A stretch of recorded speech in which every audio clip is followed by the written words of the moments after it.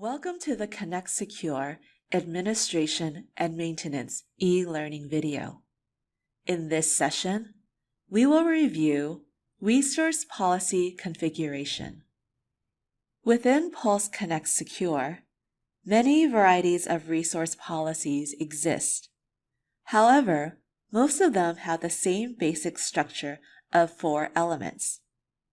One element is name. This is the name of the resource policy. Another element is resource. That is the resource to be protected, either a website, a file, a directory, or a server. Another element is roles. These are the roles in which the resource policy will be applied to. The last element is action. This is the action for the rule. The action for access control rules is to allow or deny. For other rules, the actions differ. When setting up your resource policy, you will need to take a look at your syntax. The syntax you use to specify a resource depends on the type of resource. Pulse Connect Secure provides you with examples of valid syntax in each resource policy window. On the screen, you will see examples of web resources, Windows file shares, and Unix NFS file shares. You can use wildcards in the place of protocol, port, or path information. On the screen, you will see the available wildcards. If a path component ends with a /*, it matches the leaf node and everything that follows. If the path component ends with a $% it matches the leaf node and everything one level after it. On your screen are a few examples. Resource policies are global in nature. You can select the roles that you want to reference a particular resource policy. You can opt to apply a policy to the following: to all roles, selected roles, or all roles except the selected roles. You can allow or deny access to specified resources. Use detailed rules allows you to specify additional conditions based on various user attributes. Make sure to save your changes once you've updated this information. Now we will review policy ordering and roles. Rule ordering becomes even more important when you have multiple rules mapped to multiple roles.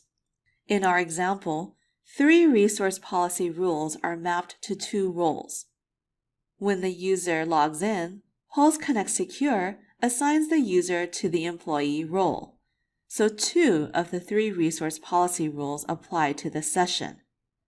As long as the rules are configured in the proper order, the user does not have access to the sales site of pulse.local, but does have access to everything else.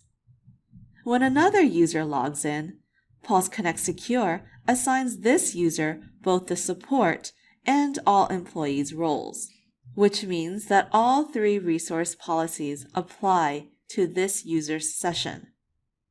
When the user tries to access sales.pulse.local, Pulse Connect Secure evaluates the resource policy rules in order. In this case, Pulse Connect Secure evaluates the allow policy rule first, so the user can reach the server.